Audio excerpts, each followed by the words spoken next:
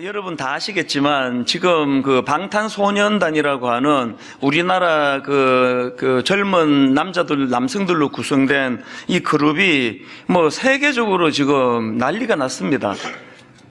얼마나 그 놀랄 일들이 많은지 뭐 유엔 총회에서 뭐 연설을 하고 또 그저께는 보니까 미국의 그 시사주간지 타임지 표지를 장식하고 그리고 지금 미국과 유럽을 돌면서 그 투어 공연을 하고 있는데 지난주 월요일 날 제가 뉴스를 보니까 정말 이건 뭐 놀랍다는 말로도 설명이 안 될 정도더라고요.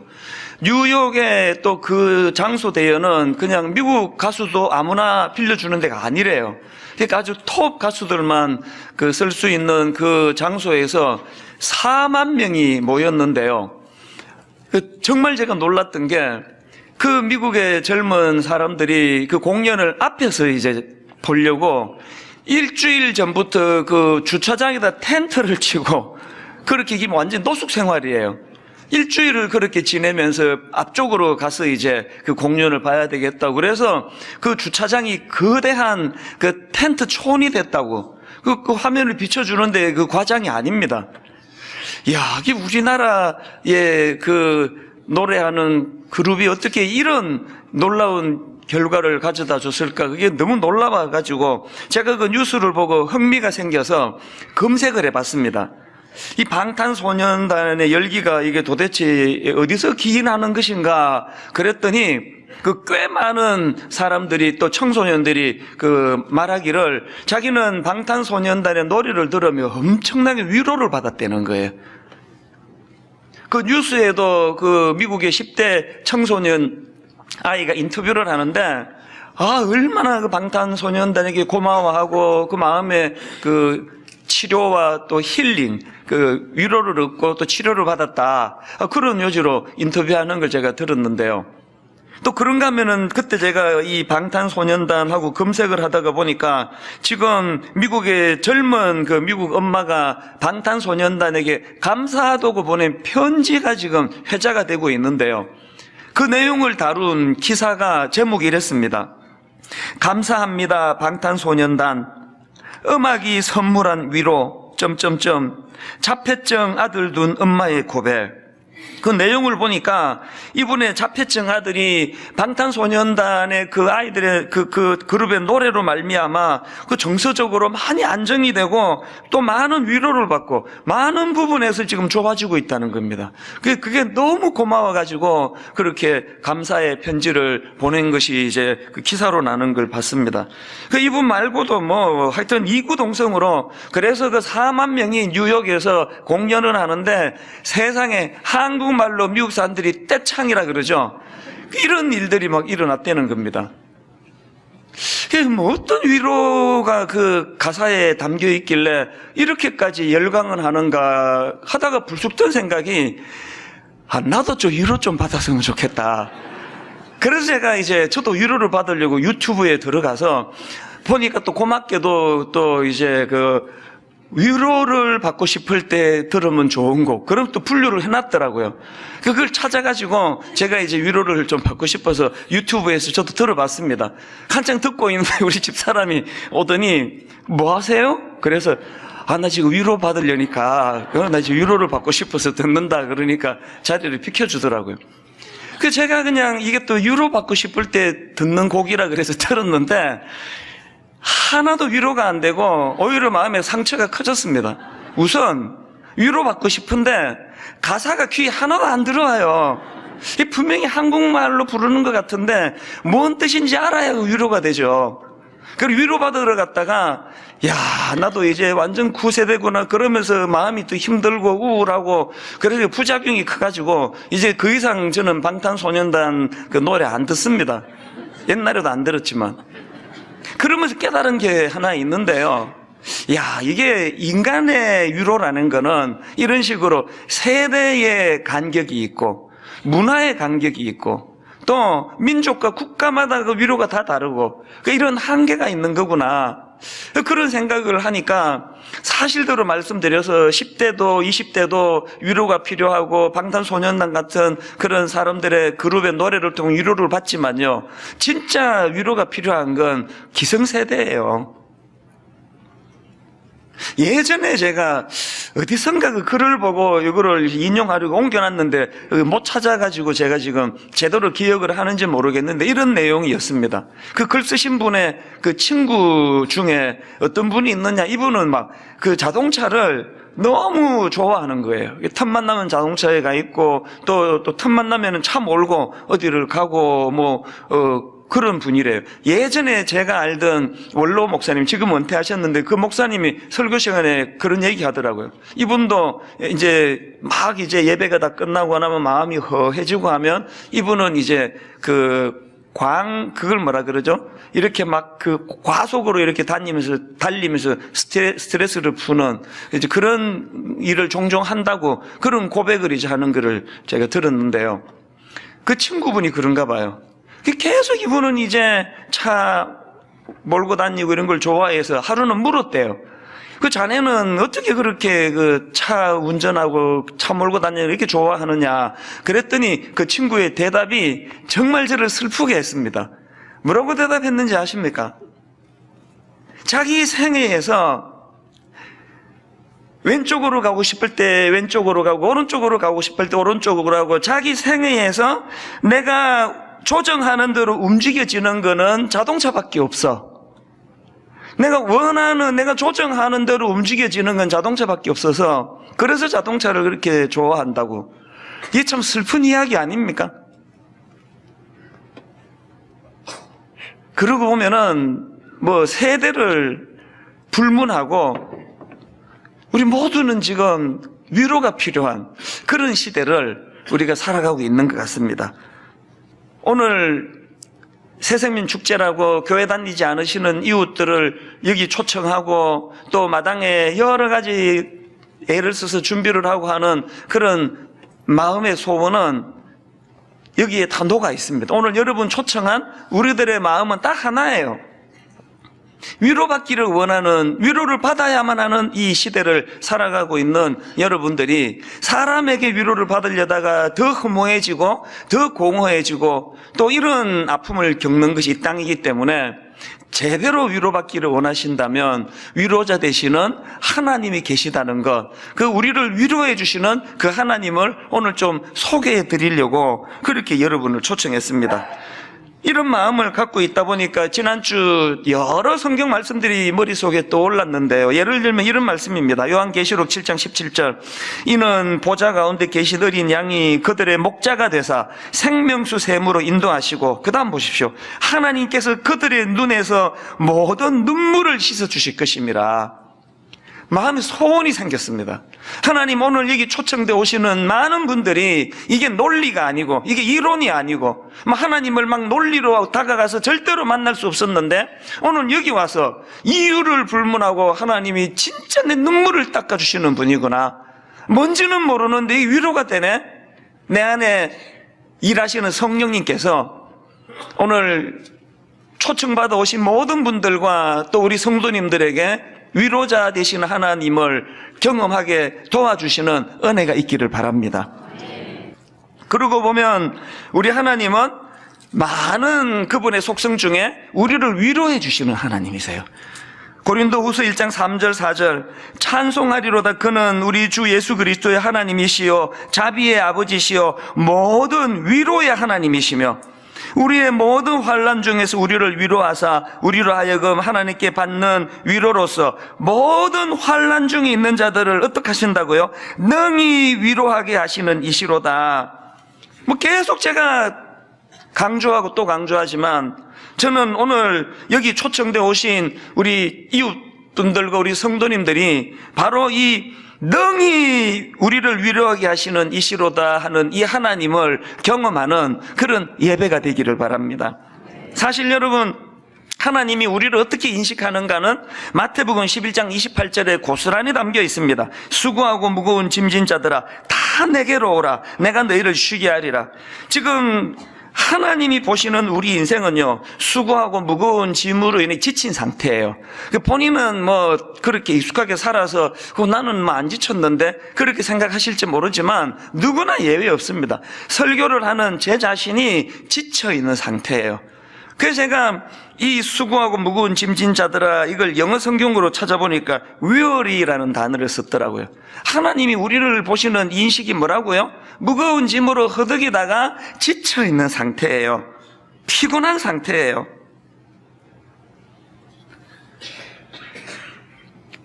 이런 자들을 주님이 초청하시는 거예요. 다 내게로 오라. 왜 초청하신다고요? 쉬게 해주시려고. 내가 너희를 쉬게 하리라. 근데 여러분, 여기서 한 가지 기억하셔야 될 게 있는데요. 하나님은 이렇게 우리의 위로자가 되시는데요. 뭐가 중요하냐? 하나님이 우리에게 위로자가 되시는데 그때 주시는 하나님의 위로는 우리가 좋아하는 가수 노래 듣고 약간 가슴이 설레고 뭐 조금 뭐 그냥 울컥하고 그런 차원의 위로가 아니에요. 하나님의 위로는 이런 그 노래 한 곡 듣고 마음 푸는 차원의 일시적인 위로가 아니고요. 어떤 위로자 되시느냐? 자, 시편 23편 1절을 한번 보시겠습니까? 여호와는 나의 목자시니 내게 부족함이 없으리로다. 그가 나를 푸른 풀밭에 누이시며 쉴 만한 물가로 인도하시는도다. 그 다음 3절을 보세요. 내 영혼을 소생시키시고 자기 이름을 위하여 의의 길로 인도하시는도다. 하나님이 우리에게 주시는 위로는, 요즘에 내가 그런 표현을 종종 쓰는데요, 은발에 오줌 누이는 그런 위로가 아니에요. 잠깐 따뜻해졌다가 원래로 돌아가거나 더 고통이 심한 차원의 위로가 아니고요. 하나님의 위로는 소생시키시는 위로예요. 회복시키시는 위로예요. 하나님이 우리에게 주시는 위로는 엉뚱한 길로 가서 헤매이는 우리가 그 제대로 된 바른 길을 찾도록 도와주시는 차원의 위로예요. 그렇기 때문에 자꾸 감동만 받으려고 하시면 안 됩니다. 내가 진짜 하나님의 위로를 받는다면은 하나님 옆길로 가는 내 인생이 교정한 받기를 원합니다. 하나님, 저는 지금 마음이 낙심해 있는 상태인데 소생시켜 주시는 은혜를 맛보게 되기를 원합니다. 오늘 이런 위로가 임하게 될 줄로 믿습니다. 자, 그렇다면요, 이제 본론으로 들어가서 이렇게 피곤하고 지쳐있는 우리 모두는 하나님의 위로가 필요한데, 근데 왜 어떤 사람은 그 위로를 경험하는데 어떤 사람은 위로를 경험하지 못하느냐, 이 문제를 제가 좀 다루려고 합니다. 왜 누구는 진짜 하나님이 위로가 된다고 저한테 와서 앉으면 눈물부터 흘리는 분들이 얼마나 많은지 아세요? 그리고 또 여러 번 제가 겪는데요, 이제 목사님 지금 너무너무 마음이 아픈 일이 있어서 꼭 내가 기도 한번 목사님 받고 싶습니다. 그런데 제가 그 주간에 좀 그 스케줄이 꽉 차가지고 한 2주 뒤로 약속을 잡아 놓는단 말이에요. 그리고는 2주 뒤 이제 주일 예배 마치고 오세요. 그러면 그분이 오셔가지고 이런 이야기를 내가 한두 분에게 드린 게 아니에요. 목사님 기도 안 해주셔도 됩니다. 예배 시간에 다 응답 받았습니다. 예배 시간에 하나님이 다 위로해 주시고 눈물 다 씻어 주셨기 때문에 목사님 수고 안 하셔도 되겠습니다. 이게 어떻게 가능하다고요? 왜 누구는 이런 직접적인 하나님의 위로를 받으시는데 왜 누구는 그게 뭔지를 전혀 모를까요? 우리가 하나님의 위로를 받기 위해서는 두 가지 전제가 필요하다는 걸 모르시기 때문이에요. 진짜 하나님의 위로를 원하십니까? 두 가지 전제를 꼭 기억하셔야 됩니다. 첫 번째 전제가 뭡니까? 나 스스로가 유한한 인생임을 자각해야 한다는 것입니다.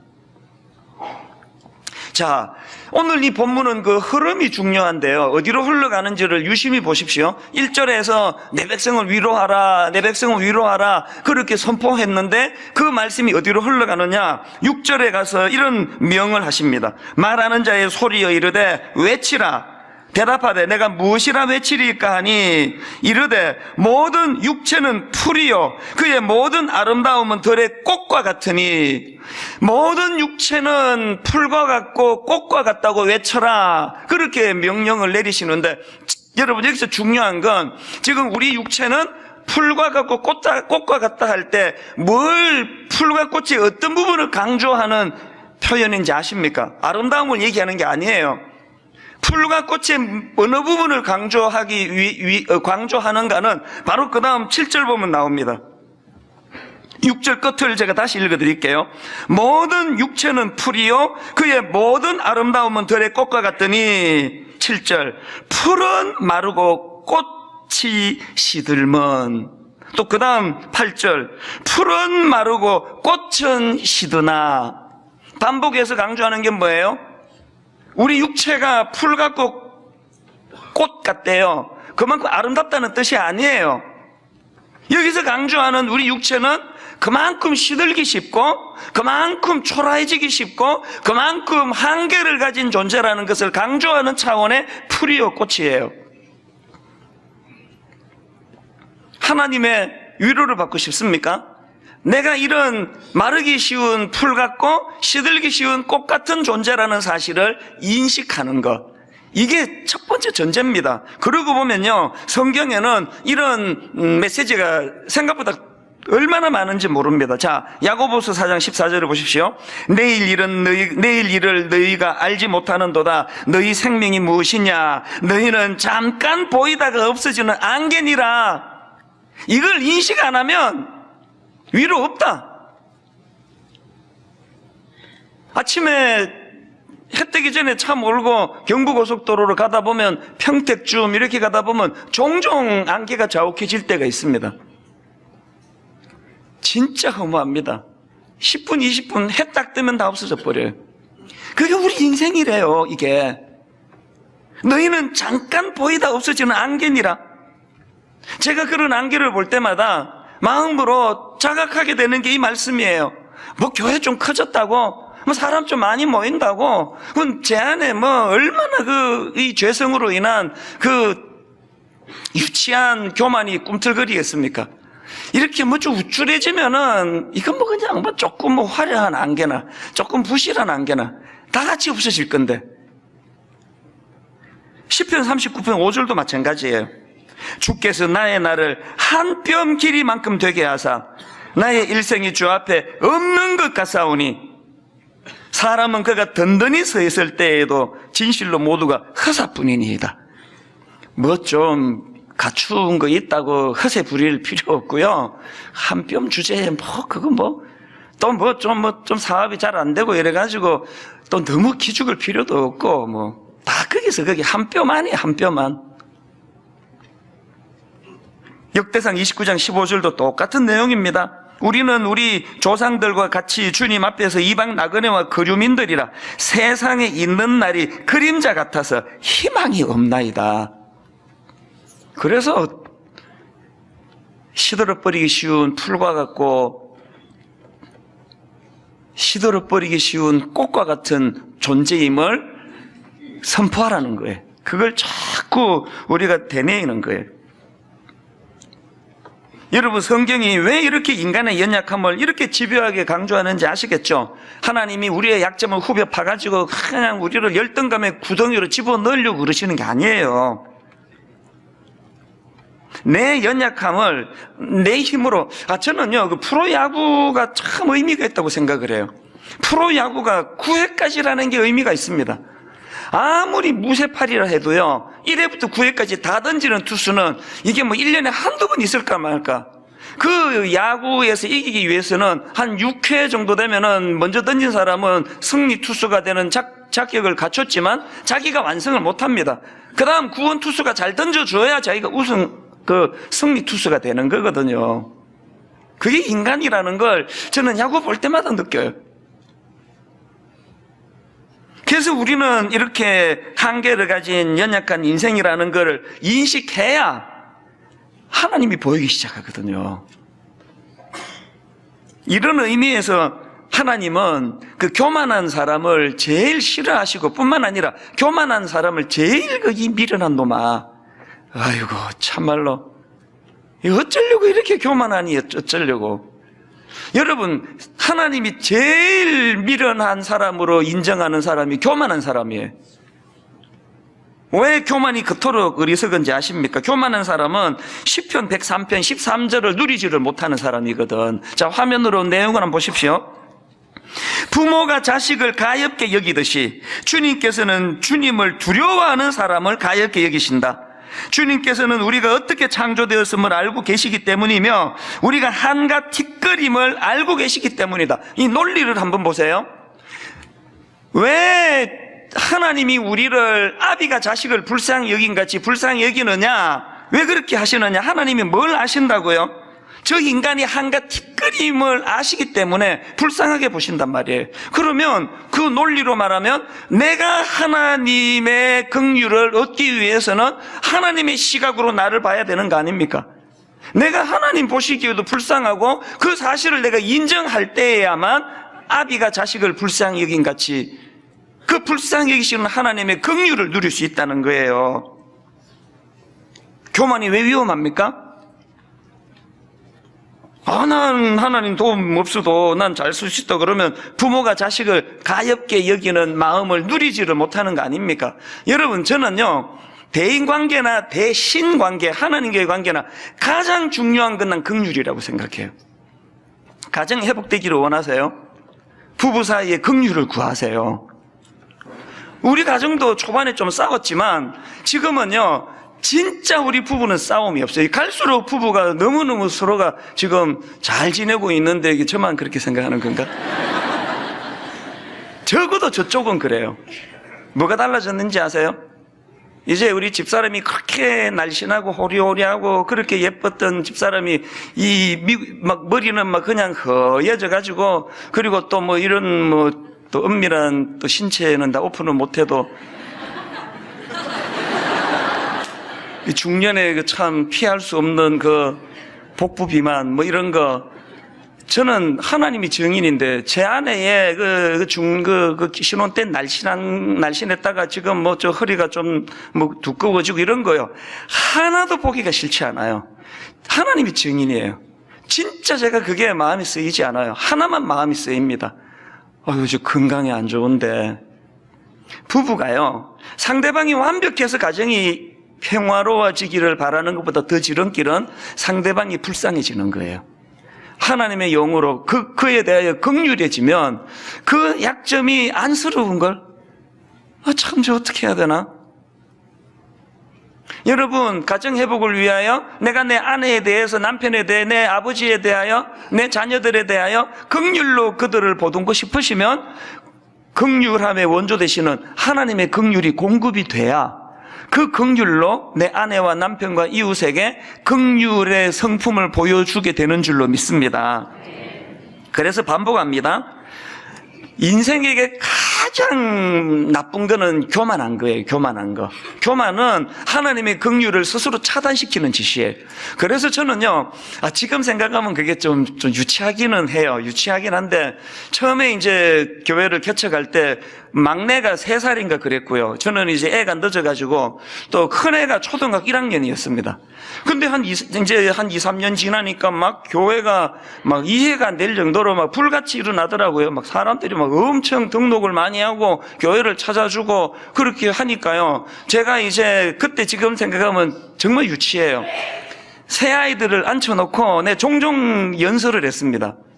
있잖아, 지금 분당 우리 교회 막 사람들이 많이 모여오는데 이게 아빠가 막 설교도 잘하고 목회도 잘하고 그래서 그런 게 아니고 하나님이 전적으로 이유 없이 주시는 은혜야, 은혜.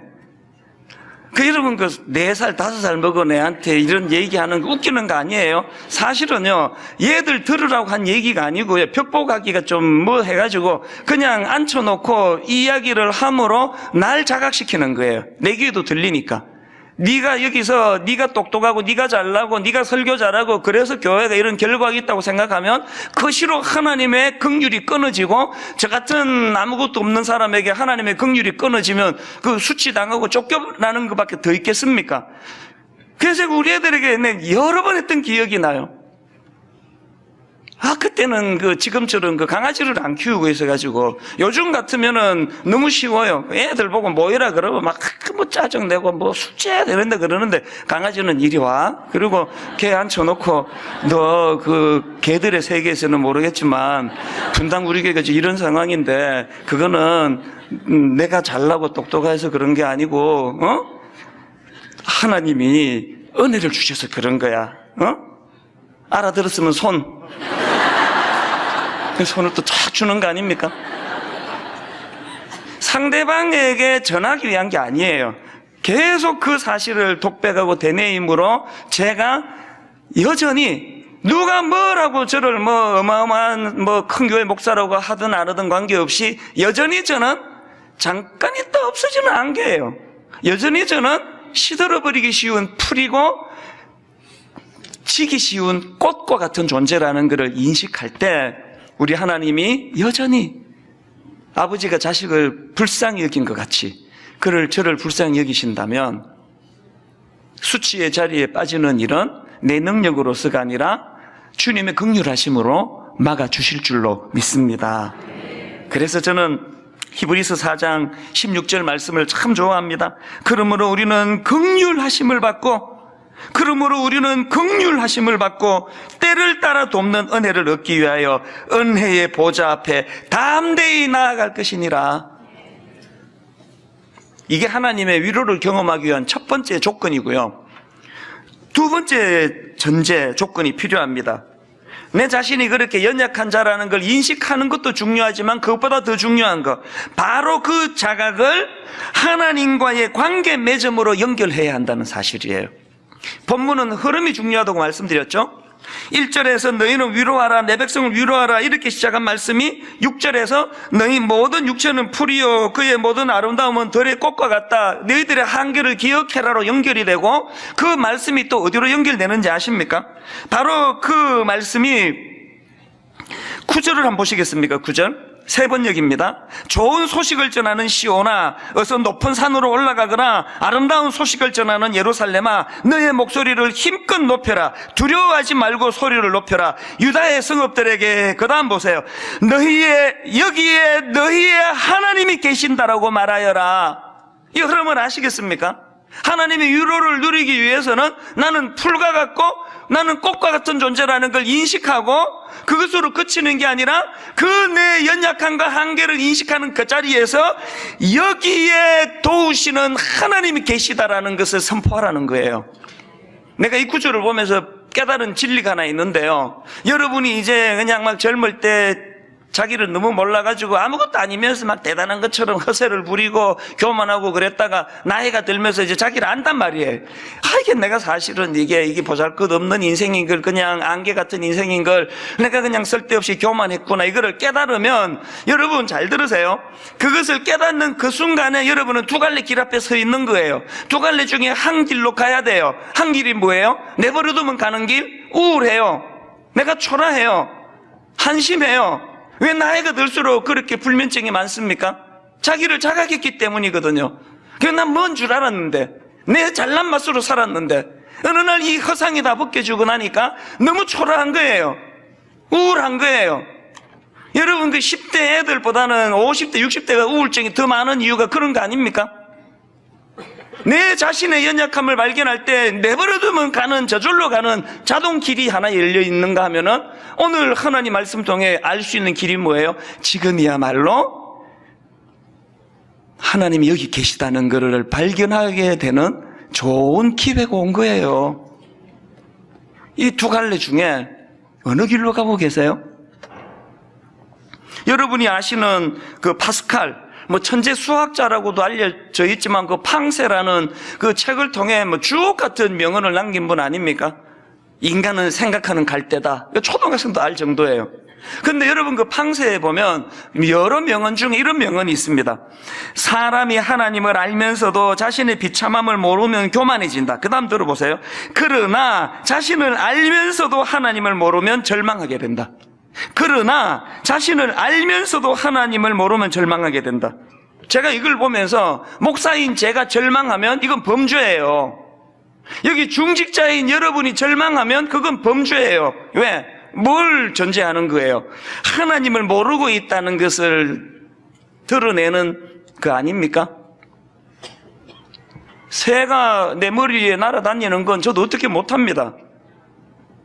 정직하게 고백하면 절망이 그냥 호흡처럼 다가와요. 없는 거 아닙니다.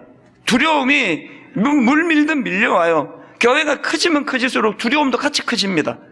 막을 수가 없습니다. 그러나 적어도 여러분, 새가 내 머리 위를 날아다니는 거 내가 어떻게 못하는데요, 그 새가 내 머리 위에 둥지를 트고 앉는 거 내가 용납하지 않습니다. 저녁에 두렵고 저녁에 울음이 기숙해도 아침에 주시는 새로운 은혜로 날마다 회복이 되고 치유가 되고 두려움이 사라지는 아침을 맞이하는 이찬수 목사인 거 믿어주시기를 바랍니다. 왜 어제 두려웠던 게 아침 없으실까요?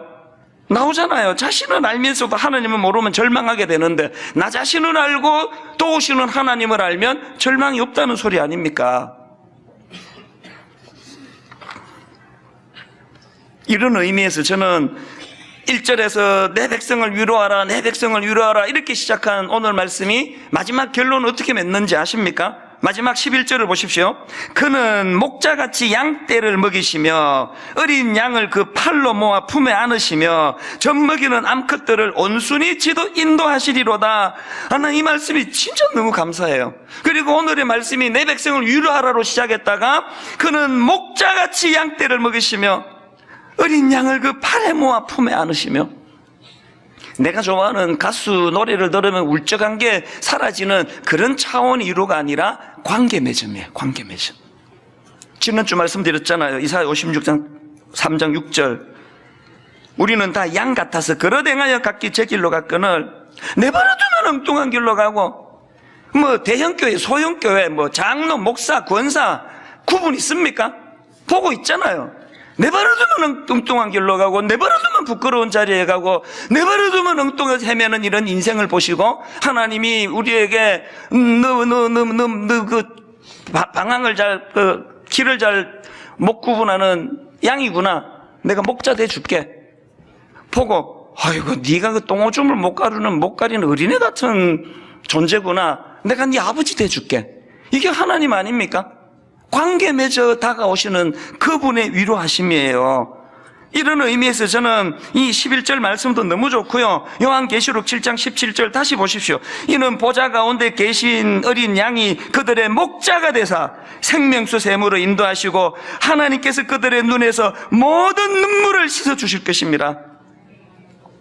요즘에 저는 십계명을 혼자 공부하고 있는데 뭐 얼마나 내가 요새 감동이 되는지 모릅니다. 새삼 깨닫는 것도 많고 새로 알게 되는 것도 많은데요. 전에 한 말씀드렸죠. 출애굽기 20장 이 10계명을 기록하고 있는데 제1계명이 3절에 나옵니다. 너는 나 외에는 다른 신들을 내게 두지 말라. 이게 첫 번째 하나님 주신 계명이에요. 그런데 여러분 바로 그 계명 앞에 전제 지난번에 말씀드렸죠. 1절 2절입니다. 하나님이 모든 말씀으로 말씀하여 이르시되 나는 너를 애굽 땅 종되었던 집에서 인도하여 낸 내 하나님 여호와니라. 1계명 받아 적어봐. 너는 나 외에는 다른 신들을 내게 두지 말란 말이야. 뭐가 느껴지세요? 관계로 다가가시는 거예요. 관계로 다가가시는. 제가 이번에 1계명을 공부하다가 너무나 마음에 감동이 되는 게 뭐냐면은 하나님이 너 나 말고 다른 신 두지 마라. 이것의 의미가 너무 내게는 감동인 거예요.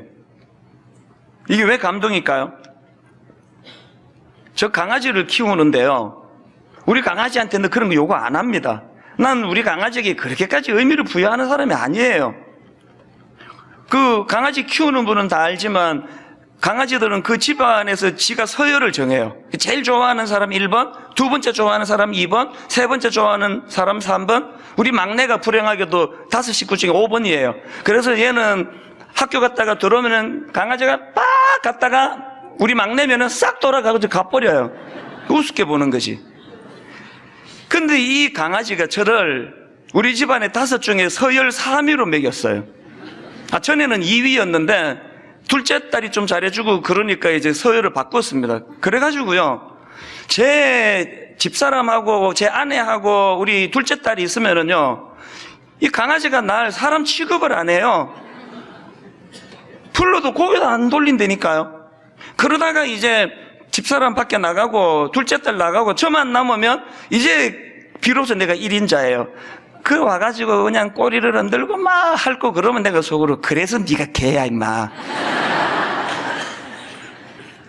그러나 그거를 내가 교정시켜 주려고요. 뭐 1계명을 주는데 이 집에서 나 외에 다른 신은 두지 마라. 그런 얘기 안 해요. 집가쉽게 뭐 집사람을 더 좋아하든 둘째 딸을 더 좋아하든 무슨 상관이에요, 나랑 그게.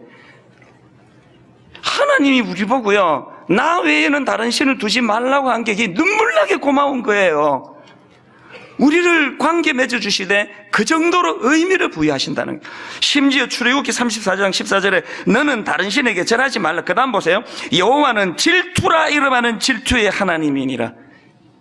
이게 눈물나는 은혜예요. 우리와 관계 맺기를 원하시는 분. 결론을 이렇게 맺습니다.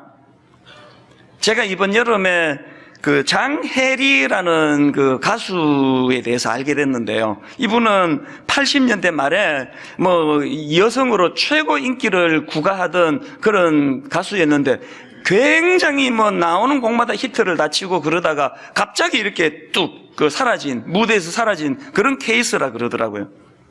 이분이 그 내게 남은 사랑을 드릴게요. 그래서 여름에 제가 많이 들었습니다. 내게 남은 사랑을 드릴게요. 이런 주옥 같은 히트곡을 만든 분인데요. 제가 이번에 간증을 우연히 듣고 관심을 갖기 시작한 거예요. 세상에 그 지난주 느부갓네살 그렇게 왕이고 모든 권력을 다 가졌지만 꿈 하나 때문에 번뇌하듯이요. 그렇게 인기를 누리던 이 여가수가 우울증이 온 거예요. 남편도 있고. 이 우울증이 점점 심해지니까 이제 자꾸 자살 충동. 죽고 싶은 거예요. 이게 심해져가지고 어느 날 이제 결단을 하기로 했대요. 간증의 요지가 그렇습니다. 높은 고층 아파트에 살았는데요. 혼자 있는 집에 창문 열고 이제 발 하나 디디면 끝 아닙니까? 자기는 이제 그 우울증으로 통제가 안 되는 그런 상태로 뛰어내리려고 할 때 이분 표현으로 하나님이 개입을 하시더래요. 하나님이 그것을 막아주시고 간섭해 주셨대. 그래서 못 죽었대요. 이분의 말이 이게 거짓이 아닌 게요. 삶이 증명을 해요. 그러고 나서 지금 이분이 뭐 하는지 아세요? 교도소를 찾아가고 양로원을 찾아가서 복음성가 가수가 됐다. 세상에 그렇게 그냥 수천 명 앞에서 노래 한 곡 부르면 어마어마한 돈을 받고 하던 이분이 그 양로원에 그 할아버지 할머니 몇 분이 계시겠냐고요. 그런 곳에서 노래를 부르는데요. 간증을 하시는데 얼굴이요. 거짓말 아닙니다. 평화로다 하늘 위에서 내려오네. 인간적인 박수를 받을 때는 볼 수 없었던 그 얼굴에 말로도 할 수 없는 평안이 이분에게 꽉 차 있어가지고 제가 꼭 한번 만나봤으면 좋겠어요. 그날 베란다에서 뛰어내리려고 할 때 뭔 일이 일어난 거예요? 하나님이 목자가 되어주신 거거든요. 하나님이 너와 관계 맺고 싶다. 내가 너의 목자가 되기를 원한다. 오늘 예배 가운데 그 장혜리라는 여가수분이 경험했던 그 하나님을 여러분도 경험하게 되시기를 바랍니다.